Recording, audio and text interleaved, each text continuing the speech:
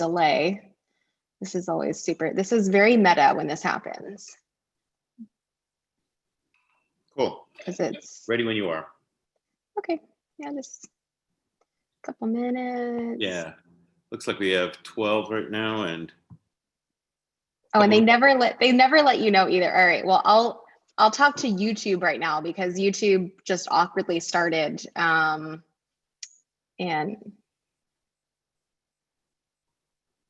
yeah.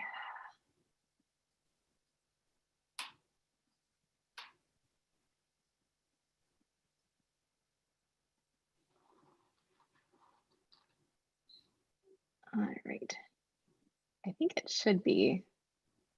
Ah, crap. What happened? Where'd you go? There you are.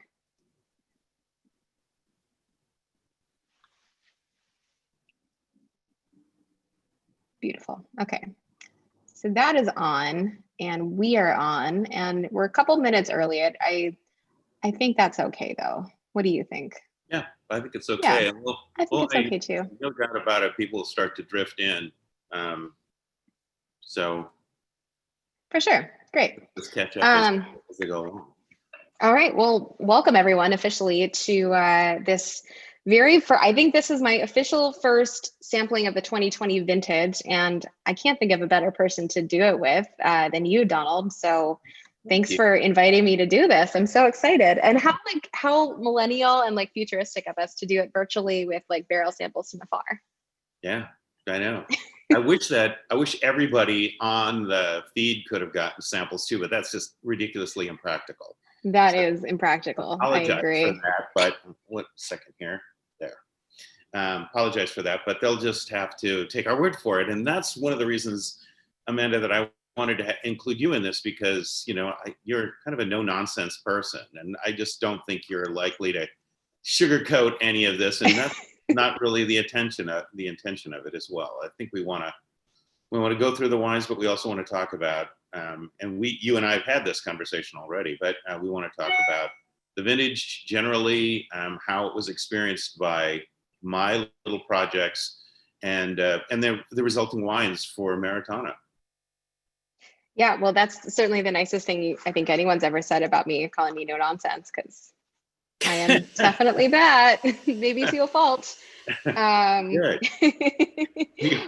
I'm really excited. I've always been a fan of your wines. I love sharing the story. For those who haven't heard it, I know you've heard it a million times, but meeting you, Donald, was just such a cool moment for me, because back in the day when I was learning about wine and I was living in New York, there's a little wine shop around the corner from where I worked, and Patz Hall Chardonnay was the first over like $15-$20 bottle of wine I ever bought, and I was so excited to like feel like a big girl and buy a nice bottle of wine. And I still remember that, like how it tasted, like where I bought it, what it felt like, and I was like, I have arrived.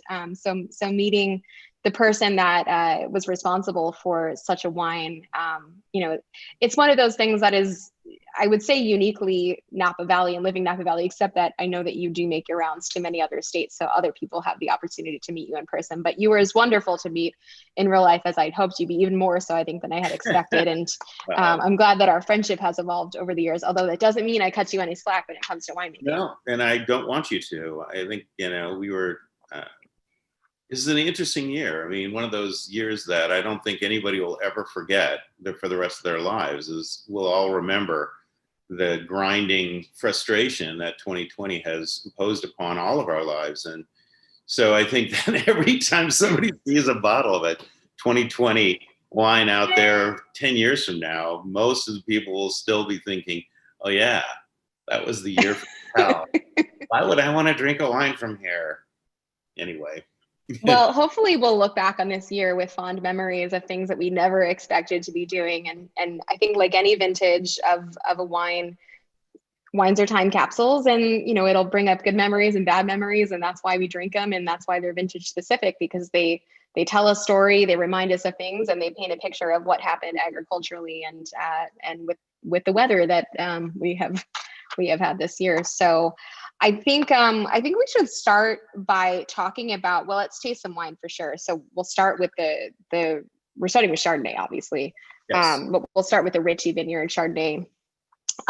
Let's talk a little bit about what this vintage looked like from the get-go. So spring into summer, how was it arriving? Well, I think it was a really, I was excited about this, the 2020 year. At one time, I think I even put on social media that the rest of us are living, kind of in jail, but the vines don't know the difference, and they're having a great year. As I was walking the vines, in each one of these vineyards, I kept thinking, wow, this looks really good. This looks really good. We've had a couple of fairly good size harvests the last couple of years. And so seeing a smaller crop out there, I think was really setting the stage for something wonderful. And I saw that both in Sonoma and in Napa. I didn't visit my friends up in Mendocino quite as often, but walking around the vineyards in Napa and Sonoma, in June and July, things looked fabulous. I think we were on track for a really good but early year. I mean, I was sort of surprised to see veraison happening before the end of July, which is usually something you see at the beginning or even the middle of August. So it was already going to be an early harvest.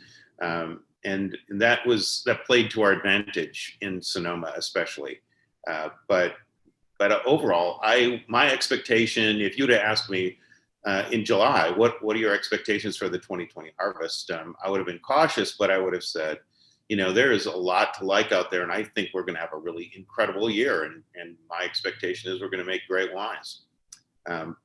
Unfortunately, it didn't quite turn out the way that we had hoped, because of fires, because of several sets of fires. And the most important one, I think, really boiled down to the ones that started. It's called the LNU Lightning Complex. Started on August 17th, and that was the greatest impact in Napa, and then the similar fires that started roughly exactly the same time in Sonoma, caused the problems over in Sonoma. And so where was this wine in its life when that happened? The Chardonnays were not ready yet. They were, at about, if I remember correctly, I probably could look it up, but they were in the 17 to 18 bricks. And the last couple of years, I've been sort of slowly moving to picking these a little bit less high in sugar. A lot of times you'll hear people say less ripe. I think the ripeness is a function of flavor, is not necessarily just the sugar levels. And so I've been scaling it back slowly. And so I was expecting to pick these at 22.5 probably. So I had a little ways to go on Chardonnay before they were going to be ready to harvest. And I was concerned and was out in the vineyards several times each week, looking at where the winds were blowing. Was smoke coming this direction, or was it going other directions? And in the case of Ritchie, it was actually closer to the fires than the two Dutton sites that we're going to taste. But and there were a couple of days before the harvest, there was some smoke out there. I noticed that, but I don't think that it's impacted the wine really. And we can talk about the differences in white wine versus red wine, but in terms of winemaking, why it matters to things like smoke taint. But I think the Ritchie. The reason we're tasting them in the order that we are is this is the order that I harvested them. So the first Chardonnay grapes in were from Ritchie. They weren't the first grapes in. We did Pinot first, but it just seems logical to try white wine first. Yeah. Well, I mean, I'll say off the bat, I don't get a hint of anything in the way of smoke taint. I mean, just objectively speaking, if you had served this to me blind, I'd say, gorgeous, kind of sun-kissed, that great lemon curd, a little bit of like apricot. But it smells like a beautiful Chardonnay. It smells like a young Chardonnay to me too. Yeah. And, at this point, there is no new barrel character. In fact, there's no new barrels being used this year on the Chardonnay. So obviously it's not going to pick up any of that smoky barrel character. And I think you said sun-kissed. These clusters were fairly open, and so they saw a lot of sun. And we'll talk about the differences in each one of these vineyards with regard to that, because I did an experiment this year specifically to it. And so there is that sort of slightly caramelized kind of note that comes from grapes that have been in the direct sun, not necessarily sunburned, but, kind of experience the sun like that. And it's primarily Wente clone. So we're not looking at, a super exotically fruity wine, but there are the odd vines in the middle of this vineyard that that are not Wente clone, that are definitely one of those that the winemakers like to say, because we like to sound smart when we talk, right? So terpenated, they have terpenes, and that's that distinctive muscat character are terpenes. So there's a few vines mixed in my little tiny block that have some of that character, but I don't think that's really coming through in this either. No, I don't think so either. And I will, I'll answer, Sarah, your question. Is that color a chilled wine or unfiltered? So we are drinking barrel samples. These are literally pulled from the barrel. I had to let them sit for about a week. You can see the leesy goodness on the bottom here, just slightly. So that's all the lees. So yes, you're getting a little bit of a haziness coming from the lees. And it's a young wine. Like Donald said, we're not seeing any sort of barrel flavors imparted because it hasn't gone to barrel yet. So it is chilled. I did just take these out of the fridge. One of the things you definitely want to do with a wine that hasn't been bottled and ready to go is keep it cold, keep it away from light, and keep it away from as many external factors as you can. So that's why it was literally taken from the fridge and let ready to go. I will say I tasted these last night just to check in on them, make sure everything was good to go. And this is dramatically different after having, just that minor exchange of oxygen from last night to this morning. Way more open knit, way more generous with all the aromatics and the fruit profile. It was a little dumbed down last night across the board with the Chardonnay. So I'm happy to see these have sort of come out of their shell a little bit. I think it's really important to understand that when you're tasting barrel samples, you're tasting something in progress, and it's not necessarily going to give you everything that you would expect in a finished wine. And I think that the fact of the matter is these wines have not completed malolactic fermentation, and we expect that to occur over the next month or so. So they're still working out the primary parts of the initial part of winemaking. And so that they're going to change. But I wanted to, as much as anything, kind of set the tone for what I'm expecting to see from 2020 overall for these wines. And even though you can see exactly why most winemakers just tear their hair out when you say, hey, I'd love to try some barrel samples, because, first of all, wow, that's scary looking. And second of all, it's not exactly what you're going to taste when you get a bottle of it finished. So barrel treatment for this particular wine, and Carrie, I see your question about barrel treatment changing from year to year. With this being a potentially tainted vintage, not just across the board, not for your wines in particular, is there any fear on your behalf about over oaking, or not over oaking, but oaking these wines, that it could be detrimental and bring something out? Is that a thing that winemakers fear? Well, I don't know how everyone else feels about it, but one of the chemicals that you search for when you're doing the analysis to see if there's potential for smoke taint is guaiacol, which is imparted to the wine from new barrels as well.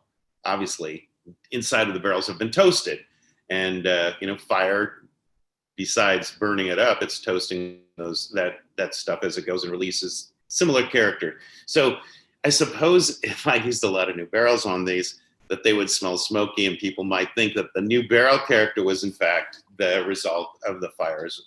But that wasn't really in my mind. It's more of a stylistic thing. I'm interested in creating Chardonnays that have freshness and vibrancy. And I'm finding with Russian River Chardonnay in particular, that lower amounts of new barrels, and I went to 0 new barrels for 2020, actually brings out more of the characteristics of place, which is what I'm searching for. So that sort of answers your question, Carrie. So Carrie Lindstrong asks, does the barrel treatment change from year to year? It sounds like 2020, there is a divergence from last year Yeah, or years prior. I did 90% 1-year-old and 2-year-old barrels in the past with about 10% new. So it's not exactly a radical change, but yeah, it's evolving, I think is the way. It's not really a response to the vintage as much as it is a, sort of evolution that was the result of, my experiences from the last couple of years. And this particular wine, I mean, how are you seeing it this early on in the process for Ritchie Vineyard? Is it comparable to vintages past? Do you think this is an outlier? Yeah, I've made this wine 2018, 2019, and now in 2020. And 2018, I couldn't get to finish fermentation until really late in the game. And I just didn't feel it was up to being a single vineyard designate. So it became part of my La Riviere blend. The 2019, I did a small amount as a standalone single vineyard wine. And I'm familiar with this vineyard because we bought grapes from there from Patz Hall as well. And I think this is really, it's unique by virtue of being in a different vintage, but I think that the characteristics are what I was sort of expected with or without, or let's say without, because we have with in front of us. Without any fires, I think that this wine would probably be almost exactly the same. Maybe there is some very subtle thing that's different. Maybe I picked it a day or two earlier, things like that. But I don't pick up anything that makes me think that that this is an outlier or really radically different from what I've been able to do in the past from this vineyard. Do you think there's a hallmark characteristic to Ritchie Vineyard Chardonnay? It's in a warmer part, interestingly enough. It's the first Chardonnay I bring in. So there is an opulence, I think, that comes from warmer spots in Sonoma and in Russian River. And I do think that, I'm sure that Kent Ritchie doesn't think that there's anything out. Oh, he's got to know. He's got to know he's got some of these more exotic clones that are sort of drifting through his vineyard. And I think that's part of the signature of this vineyard as well, is that, the varying amounts of these other clones that are there that deliver this really exotic fruity character will impact the resulting wines. And for me, Ritchie coming in early and producing this wine of richness and complexity is something that I'm working with in order to balance that against the acidity. Sorry, Nate. I'm pretty happy. Yeah. I think it's delicious. Nadine, I see your comment. I think the chat's working. I don't know why. Maybe just make sure you're sending messages to all panelists and attendees to make sure we can see them, but I can see your comments in case you're wondering. I think this is tasting delicious. Like I said before, I don't think there is even a hint of anything that would concern me in the way of smoke taint. And we're certainly not about to make this conversation specifically about the fires, but separate from that, I mean, this is a beautiful, opulent, sun-kissed, like I said before, lots of apricot, round kind of lush wine. I would be very curious to see what happened. I mean, you're going to throw it into neutral barrel, you said? I mean, I think this is a delicious wine as is. It's currently in mostly 2- and 3-year-old barrels with some 1-year-old barrels, but no new barrels. I mean, it's delicious as is. I am very curious to see how it changes, but from what you're tasting right now, can you extrapolate and tell me what you think this wine might bring us after a year or so? Well, it should be bottled at the end of July, if that's my expectation. So it won't be in barrels for a whole year, but a little bit less than a year. And I think that what we were talking about before, I really think that this wine is going to show great complexity, even from a young age, because of the complexity of the vineyard site as well as the clonal selections. And I think that there's this. Again, I'm looking for this core of acidity that's going to help to drive the wine. And I am happy to think about these wines going, 5 to 10 years. I'm really fully expecting them to hold up over that period of time. Yeah. One of my favorite things that we got to do before I left at press was we grabbed some of those old Patz Halls from you that were so delicious. And that was a perfect example of a Chardonnay that was as generous with fruit and with texture as it was with acid, and they aged beautifully. I mean, I think we had them, 10-ish, 15 years old, and they were great. Yep, we did. Yeah. We should jump to Hansen because why not? Where is this vineyard? This vineyard is just a little bit west of the town of Grayton in Russian River. Famous casino. It's right near the main offices for the Dutton Ranch. And a lot of people, I think, even today, despite the fact that they've had whole articles written about them, still have this misconception that Dutton Ranch is one very large vineyard because there's so many people that buy their grapes. But in fact, it's dozens of vineyard sites scattered all over Sonoma County. And they have a website, so you can go to their website and actually see all of the different vineyard sites that they've got. This one was specifically planted for their absolute top clients. And so they were asking higher dollars. In fact, they were selling it on a per acre basis, not by the ton, which is the way they normally sell Chardonnay. And no one had given any fruit up until 2017 when I was just getting started. And Bill Hunter from Chasseur Wines gave up his little less than 2 acre parcel, and I snapped it up in order to be able to get Hansen Hill. It's primarily going to Kistler and to Dumal.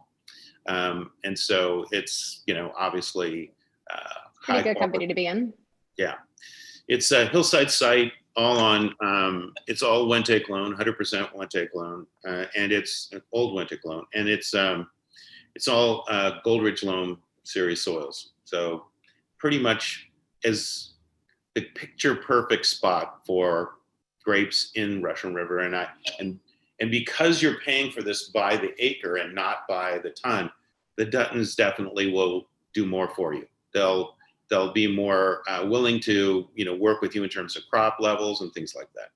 This year, their favorite thing, and I'm sure I've got pictures of it somewhere, but their favorite thing is they basically strip all the leaves in the fruiting zone so that all of their Chardonnay is fully exposed on the morning side, and then they leave some leaves on the back side in the afternoon. And so this year, I really wanted a little less of that sun-kissed character. It's a hillside site. It's already exposed. So I asked them, no leafing, leave all the leaves on. And what that does is it does make it a little trickier in terms of getting spray in, because the key thing about, ongoing during the summer is to make sure that no mildew gets started or molds, things like that, even early botrytis, stuff like that. You just don't want to get it started early because if it rains at all, then you're fighting a real losing battle. But with the leaves in front of it, it's a bigger challenge. And I think the end result, though, is really interesting. I love that sort of high-toned character that it's got. It's really this is ultra savory and totally different than what we were just tasting from Ritchie Vineyard. I mean, like night and day, sun-kissed, juicy, sort of dried fruit profile to savory, a little bit of like a mushroom characteristic. I mean, it's got Chardonnay apples in there for sure, but wow, I mean, just like in stark contrast. Well, I also really like that cleansing acidity. There's a crunch at the back of the palate that really, sort of sustains the flavors, but also just really clarifies everything, and bright, really. So this, again, hasn't finished malolactic. My guess is that it'll retain a portion of that. I think it'll still have great focus and acidity later on. For me, friends that are watching that remember me from the Patz Hall days, the wine that this reminds me most of is Hyde Vineyard. It has some of the same kind of, you mentioned it, sort of savory notes, almost like a really good version of somebody using a weed whacker, while there's that really crazy kind of pungent, weedy smell. But let's say you were like a block away from it and just got hints of it, that's kind of what it is. There's a an interesting sort of pungent aroma there that I find really fascinating. And I like that a lot. So how do you treat this differently to ensure that those flavors and aromatics are retained? So I really believe that the more that you try to tweak your winemaking to do something for you, the less likely it will do what you want it to. Sounds like children. So I try to be consistent with all of these. This is not, there's no new barrels on this. It's primarily 1 and 2 year old barrels. There's a few 3-year-old barrels in here. And I'm really trying to frame it by using very similar winemaking across the board, so that when you try these wines, the differences really are the differences in where the grapes came from. And this obviously is a big question in the wine industry right now, with natural wines and different kinds of different people that are they're really focusing more on how they make the wine rather than where the grapes came from and the unique signature of place that you can get. Now, an argument could be made that using that style of winemaking also brings that out, but that's not usually what they talk about. They are usually talking about the way that they don't do stuff. And I think what you want to do is use really good technique and be aware of the fact that everything that you do is going to have an impact on the finished wine. And we want, I'm not interested in mass manipulation, or, I'm not picking these grapes so ripe that you have to add a bunch of water and acid back. In fact, my goal is to pick the grapes and let that juice be what goes into the finished wine without having to fiddle with it at all. And so the choices about things like barrels really become critical then. The savory stuff that I'm smelling, I mean, there's an element of reduction here, and I don't know if it's a function of just it being a barrel sample, or if that's if that's terroir. I think there's often been a question as to, why Burgundy smells reduced. It's very slight, but I don't know if I'm conflating that sort of savory mushroom with reduction. But do you get that at all in this? I think there is some reduction in these. I mean, it wouldn't be surprising at this point in their lives that they all would show some, but we're definitely not, sort of into the really exotic Burgundian kind of coastery-ish reduction, which is a legitimate style. I have no. No, I'm just saying that that's not what these are. I think they really are focusing more on displaying one of the things I think really is lovely about Russian River is that they produce these really lovely fruit-driven kinds of aromas and flavors, and that's what we're capturing. I think also a signature of Russian River is it's a little different from say like Central Coast of California. Tends to be more of a floral character to Russian River, and which is one of the things that really drew me to this area at the very beginning. Is sometimes you'll get almost like white flowers, almost like sort of narcissus or something like that, and I really like that, and I'm hopeful that we can create it in the winemaking, but complement that and reveal that in the wines, because I believe it's there. Given the distinction between these two vineyards, and I mean, it's clear that they're California Chardonnays, do you think that Russian River maybe gets a reputation for being something that it's not universally? Meaning, like, there is a lot of diversity from place to place within Russian River, but yet we think of it being, a warmer place with more opulent Chardonnays and Pinot Noirs, when we're clearly seeing that that's not necessarily the case. Do you think that's to its detriment? I guess I never really think of Russian River as being anything but a really positive area for growing. And I think that it's got several. I don't mean it as anything but positive either. But I'm not sure it's the warmest part of.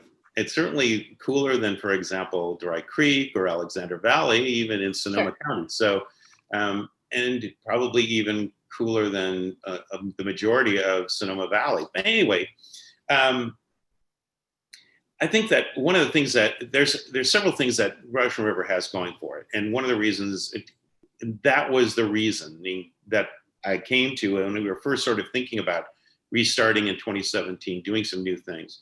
And one of them is the soils. There's a lot of complex soils in Russian River, but the sort of signature soil of Gold Ridge loam, really unique to that area.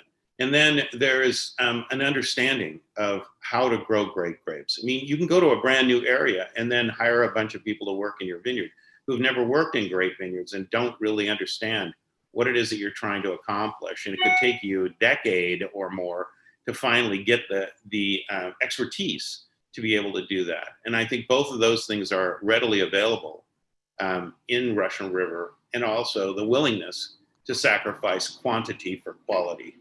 And that, of course, then gets reflected in pricing, because if you're going to ask somebody to drop a bunch of stuff on the ground, they're going to ask you to help pay for part of that.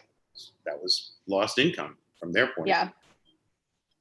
I want to jump to Shop Block because frankly it's my favorite, but but I also yeah, well, you know, the story is my favorite story. Well, I think that's why I think hearing the story and then tasting the wine. So you should tell the story of this wine, and then I will ask my questions related to that. Well, I went over in May of 2017 to talk with the Duttons, and I wasn't really expecting. I wasn't really sure what to expect. What would be available, I didn't know. There might not be any grapes available. I mean, it's late in the year in terms of finding new vineyards.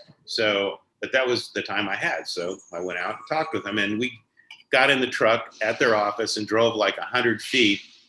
And Al Steele, who is the interface between the family and the wineries, says, these grapes are available. And I look at him like, can't believe I'm hearing the words that are coming out of his mouth, because we're sitting next to the only remaining original block of Dutton Ranch, 50-plus-year-old. That in that year, it was actually exactly 50 years old. They'd been planted in 1967, and so 50 years later, I'm looking at this vineyard that had been planted by Warren Dutton himself, and I was boggled that the grapes would be available to me. But of course, thrilled to be able to get them and to be able to work with vines that are that old in Russian River. Another reason why Russian River is really kind of a unique area is that there are small amounts of these vines that are still producing amazing fruit. And it's not, the word is that, you get older vines and they produce really tiny amounts of exquisite fruit.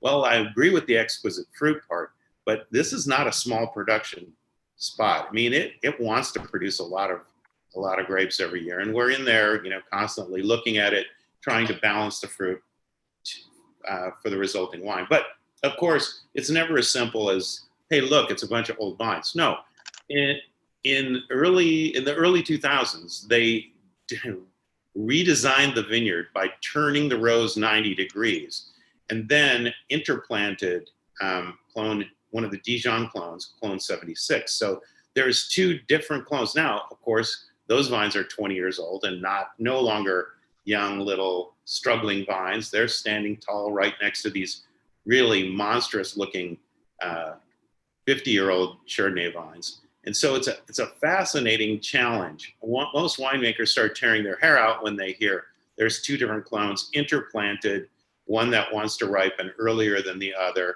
And I think it makes it more interesting wine. I think it's a lot of fun, and I really enjoyed working with these grapes and hope to be able to continue to do it for as long as I make wine. So here it is, 2020 Shop Block, and I've added for the Maritana label, just to remind everybody, it's 50-year-old Chardonnay vines, 1967. So it's Shop Block 1967. I love it. It's so beautiful. It's so floral right now. It's just amazing. I remember tasting this out of barrel. Yeah, probably that. I don't know. It was like vintage. Yeah. Yeah, and maybe that was the first time I'd heard the story, and I was like, wow, that's because you were like, I can't believe I got this fruit, and it's crazy 50-year-old vines, and the sort of on the nose question is, does fruit from older vines produce better wine? And that's sort of the ubiquitous question across the board. I don't know if you have an answer or have any insight. You certainly have worked with Chardonnay and Pinot Noir longer than anybody that I know. So what are your thoughts? So many questions in the wine when it comes to wine and winemaking really become either one, it's complicated, or two, it depends. And in this case, I think both are true. The idea, I think there's sort of a universal idea that if you get old vines, it automatically, no matter what, is going to make the most extraordinary wine, and that's not true. That's not necessarily true. The older vines have been exposed to all kinds of diseases along the way. They may be really struggling to produce any kind of fruit at all. And so it's really important to keep that in mind and judge the wine for itself rather than just assume that it's old vines, so it's going to be great. Certain vine varieties just don't seem to last as long, like Zinfandel. I don't think you can kill those things. I mean, I'm pretty sure we're going to have a 200-year-old vine. Is it the cockroach of grapevine? Not exactly. I like Zinfandel. In fact, I just had Zinfandel for dinner last night. But those vines, for some reason, seem to be able to just tick along, where a lot of other varieties struggle after even 20 years. So getting 50-year-old Chardonnay vines, I think, is really extraordinary. And so in the right circumstances, so the final answer for me is, in the right circumstances, older vines are better than younger vines. But not all old vines are created equal. You're not sure if you've got the right, if you have the right circumstances until you're making the wine. Is that like what Jonah Beer says about old wine? If it was ugly when it was young, it's ugly when it's old. Oh yeah, no, for sure. I love it when people say, "Well, it's undrinkable now, but 20 years from now, it's going to be glorious." And my experience is that's not true. No, never been true for me. I mean, if I didn't like it now, I'm really not going to like it later.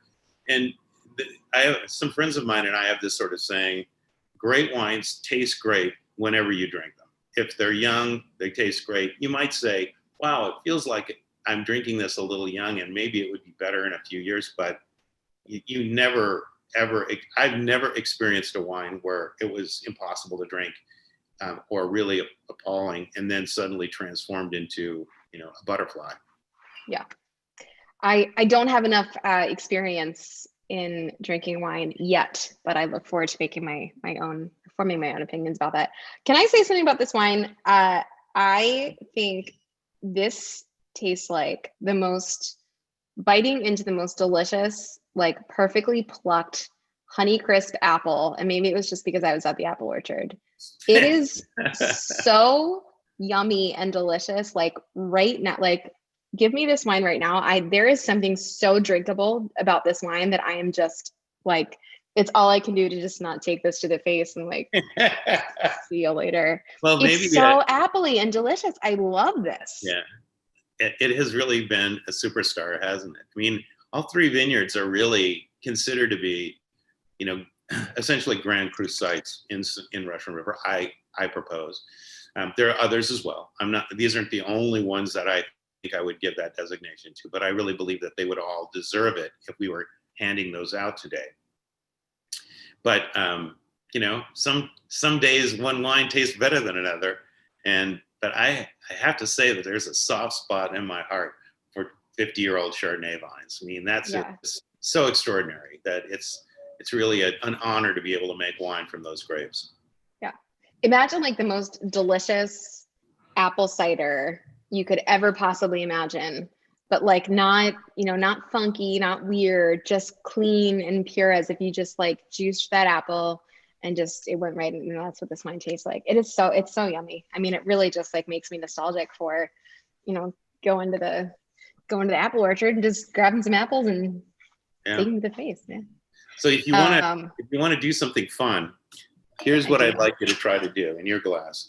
I'd like to do about 50% shot block and about a third Hansen, and then the rest Ritchie. So whatever that blend turns out to be, just for fun, because we call these Voodoo blends, by the way, because notice we're not measuring anything. We're just having fun pouring stuff into a glass to see what it would be like. And this is not entirely the way that it's going to work out, but it might give us sort of an indication of what how these wines could potentially come together.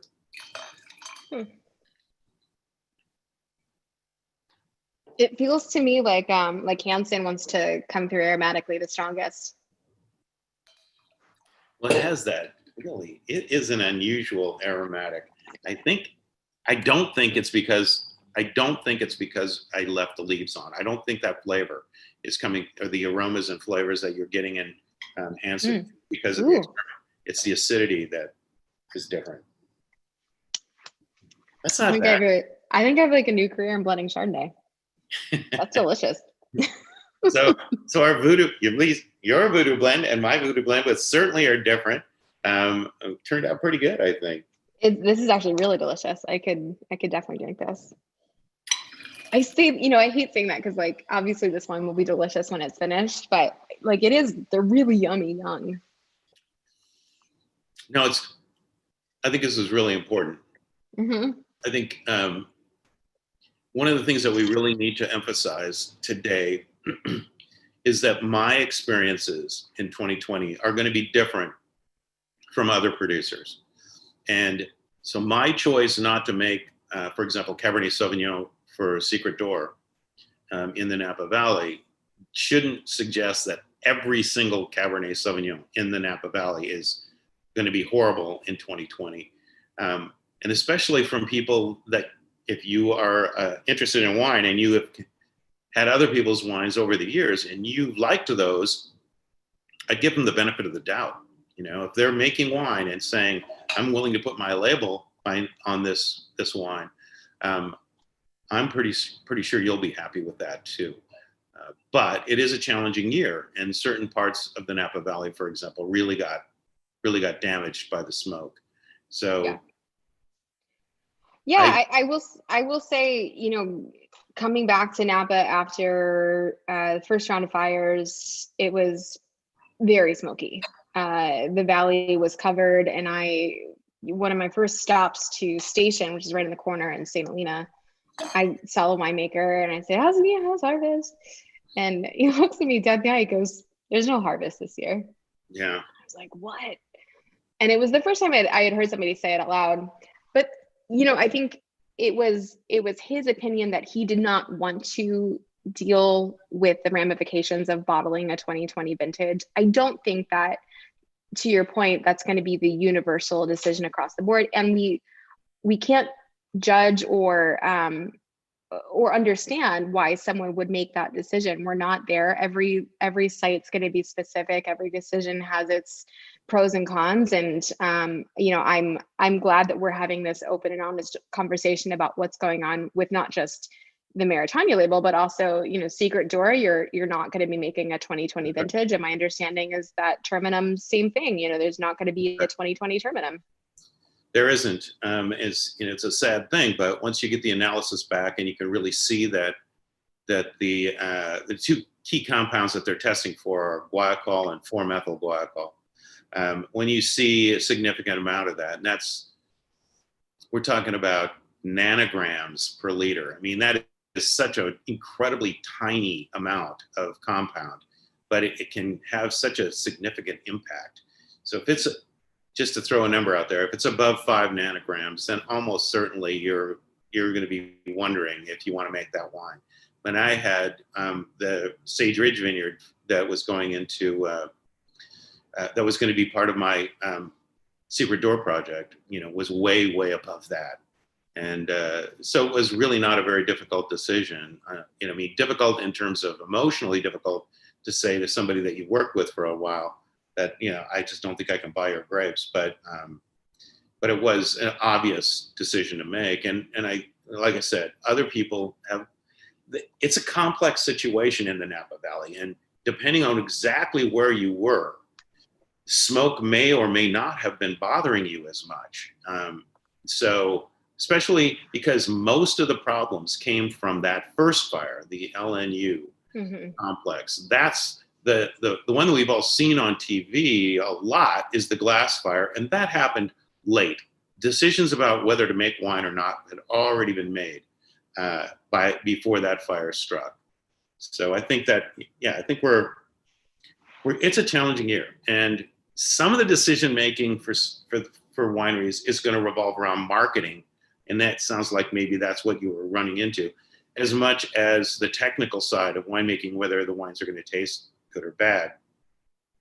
Hopefully, hopefully anybody who makes a 2020 has done a good job, and the end resulting wines are delicious. That's my hope.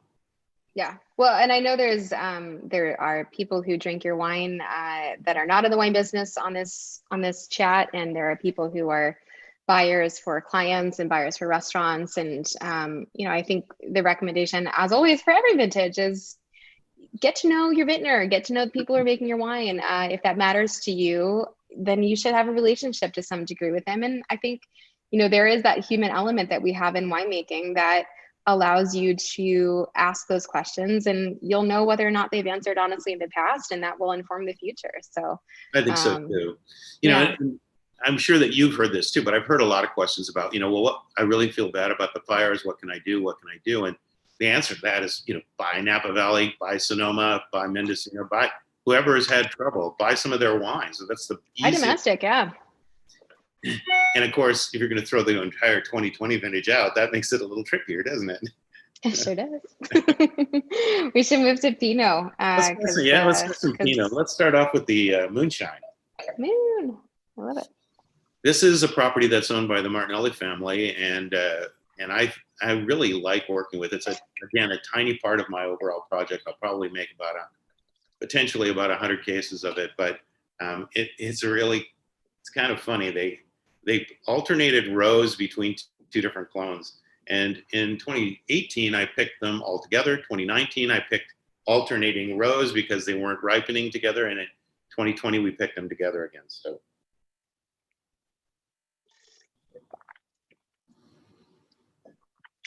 I told you this earlier, young Pinot is just so delicious. I mean, it's just like, really are. Yeah. It's just like drinking grape, like just yummy grape juice. Yes, yeah, and it's especially in this sort of style where we're really not looking to be a Syrah wannabe. I want these wines to really say Pinot Noir all the time. Never be heavy-handed. Never be punch you in the mouth or try to be over-extracted or super ripe. So we're picking them again at modest sugar levels, but I think it's clear that there's no lack of intensity and flavor that's delivered here.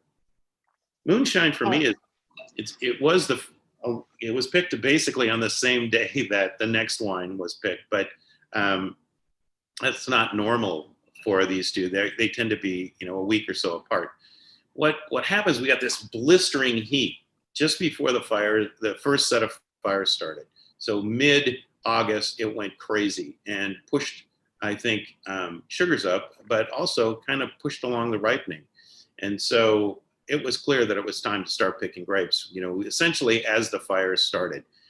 So Pinot for me, and other people experienced it differently. I mean, they were in vineyard sites that, maybe needed to hang longer for whatever. Their winemaking style was different, things like that. So there are a number of Pinot blocks in Sonoma that were, declined. But I really didn't see any. For you or in general? Not for me. I didn't decline any Pinot this year. Okay. I really felt like we were in good shape. But yes, there had been a little bit of smoke, but a few days. And I think there's two factors with the smoke. One is proximity. So if you have a vineyard where the fire is basically burning right next to you, like 10 feet away, and smoke is pouring over it, that sort of raw smoke that just comes right off the flames licking the edge of the vineyard. That's a day. In one day, you've gone from 0 to it's a problem. But if you're farther away and the smoke just sort of trails in and trails out, I think then it becomes a matter of how long it was exposed. So proximity, and then there's length of being bathed in smoke. And I think it's weeks when it really comes down to it. It has to be light amounts of smoke for a month is a problem. Light amount of smoke for a few days is not a problem, sort of irrelevant.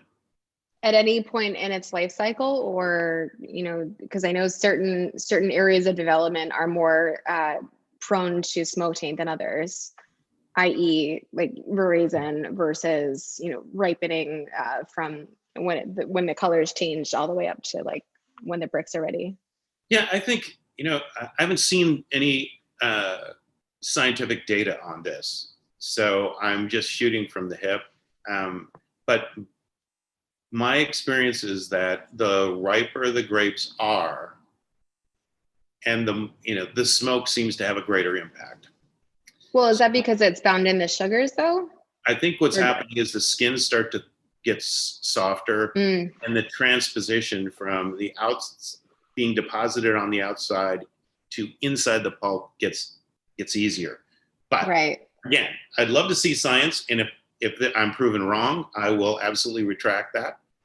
But that was my experience and impression from 2020 is that you didn't want a lot of smoke on really ripe grapes because it was going to be a problem. And the other side of it is that if you had a lot of smoke on grapes that weren't ripe yet, they're probably going to be in smoke for a long time anyway, so it doesn't matter. It was going to be a problem.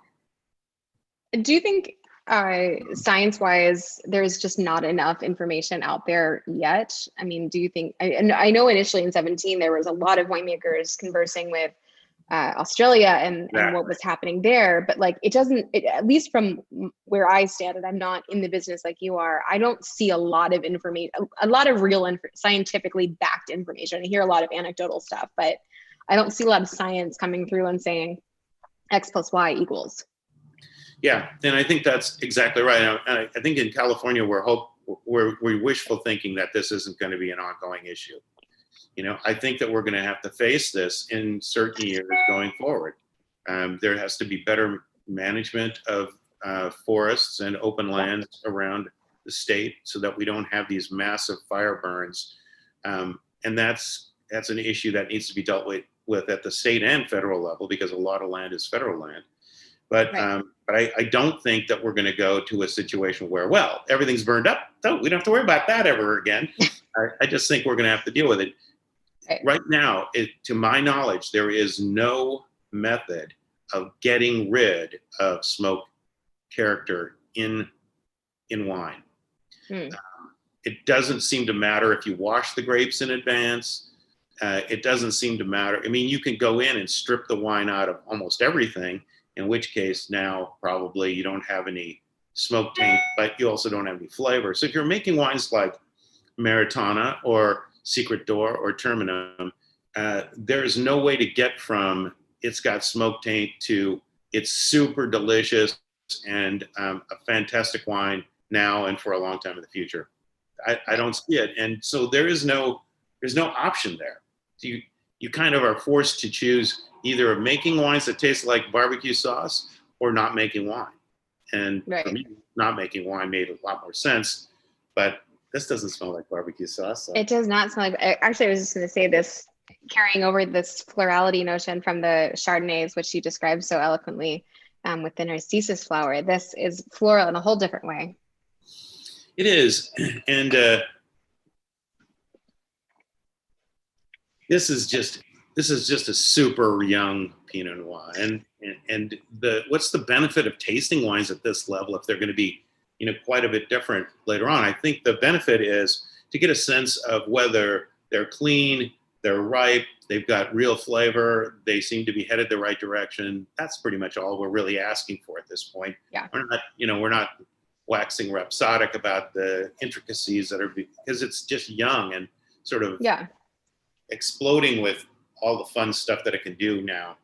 Yeah, no, I don't think this is a super complicated wine. I don't think that doesn't mean that it won't evolve into a more complicated nuanced wine, but it is, I think tasting all these wines last night, I was, they're all very different, but I think they had, they showed personality, but sort of on the surface, we talk about wines akin to humans and how they evolve as humans. And so we have, babies to start and they're cute and they have personality, but we got to wait a few years before they develop the other stuff underneath. And I think, this clearly has florality and intensity.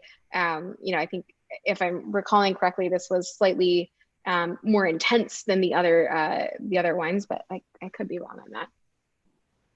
You know, it's really, Shall we? for me, it's exciting to see the differences from year to year, because the first couple of vintages of moonshine for me were more delicate. They were, you know, the little bit lower color extraction. I think they had a lot of positives going for them, but they were not as big and exotic as, for example, the second wine up, the Martinelli Vineyard. Sorry, for some reason that truck wants to go by. Right. I love seeing that truck go back and forth. I mean, it looked like a GSO truck, which means people are buying wine, so that's good. That's true. I'm gonna pour the Martinelli in my glass now, actually. Martinelli is part of the Bonovia wineries. Oh, okay. I don't know. Right, it's the vineyards surrounding them, and they've got crazy selection of Pinot. It was this one. It was this one that was just like. It's so intense. I love it. It is like a monster already, huh?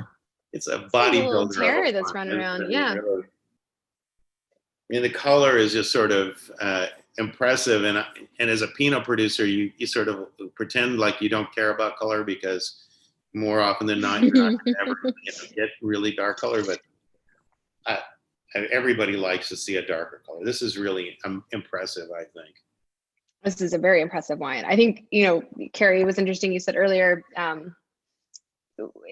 we're always looking as wine professionals, like, what's the characteristic of this particular region? And I think that cherry cola thing for Russian River Pinot, you know, is one of those things we look to. I'm not sure that, I think because your wines are so site specific, and this is what I was alluding to earlier, that like Russian River is even, you know, it's clearly there's a through line, but these are all so site specific. I think if we had to assign the most Russian River prize to a wine, it's probably this one, you know, as we think about it from a 1,000-foot view. Yeah. The Martinelli. Yeah. I love the way that this is sort of developing a licorice kind of note too, which is, there's two things I sort of look for as a signature for Pinot Noir generally. One is root beer and the other one is licorice. And I'm not really smelling much root beer right now. I'm looking over. I'm not just looking away. I'm looking at the bottles here, just in case you're wondering. I taste more root beer than I smell it, but I get the licorice. I get cherry cola. I think it's definitely there. I don't taste anything in the way or smell anything in the way of smoke or barbecue or anything like that. You know, I think this has a little tannin on it too. I mean, this feels like, you know, it does. And I actually am getting two different clones from them.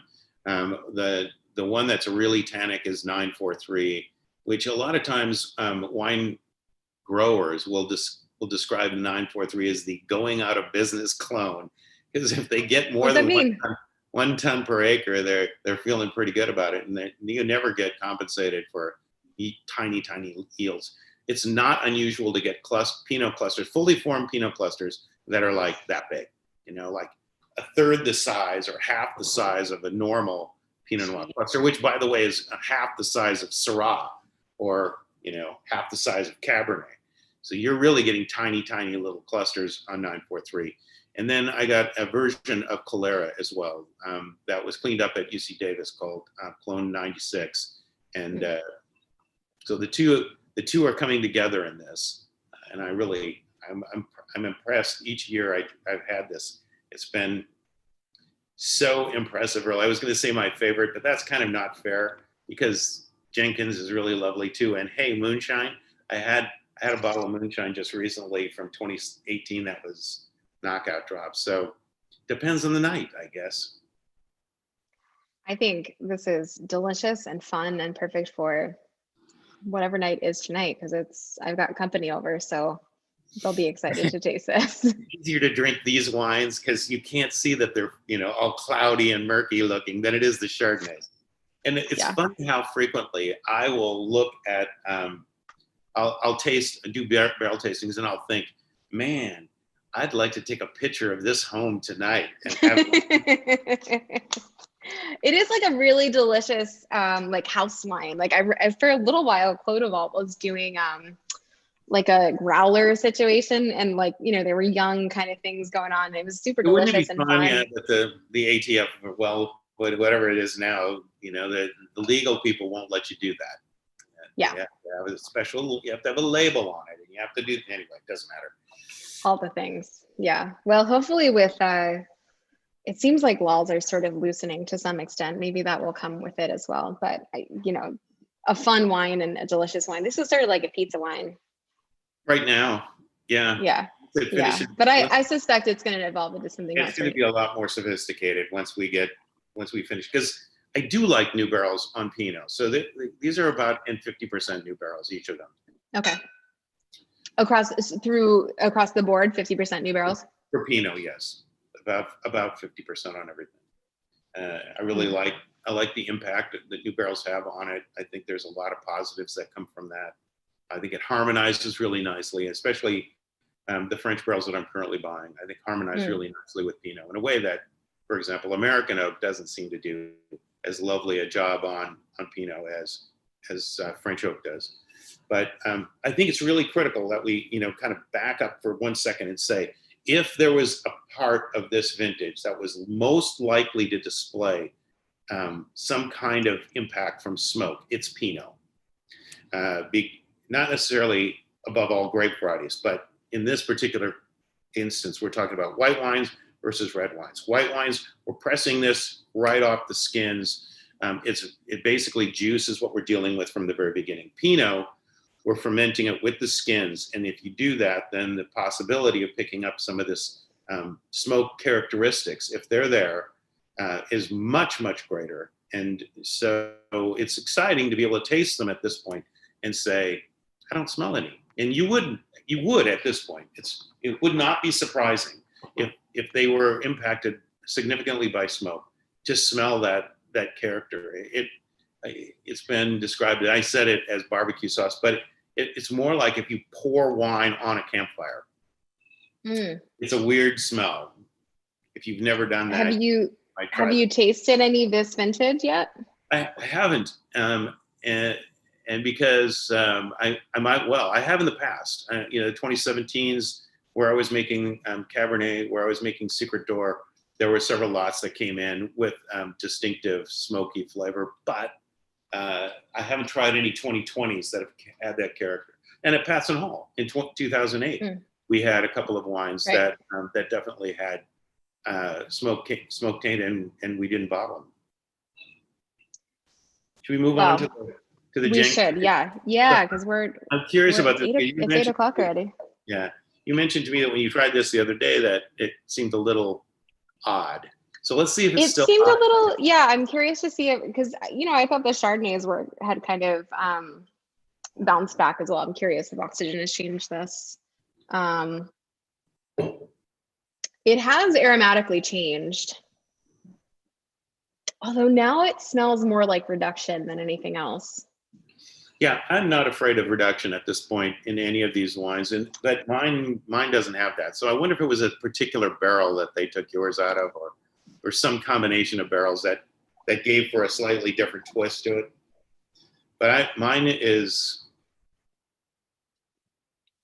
almost like a theoretical blend between moonshine and Martinelli. I mean, it's bigger than moonshine, but I think it's more sophisticated already. There's a subtlety and complexity to Jenkins. This is all clone 115.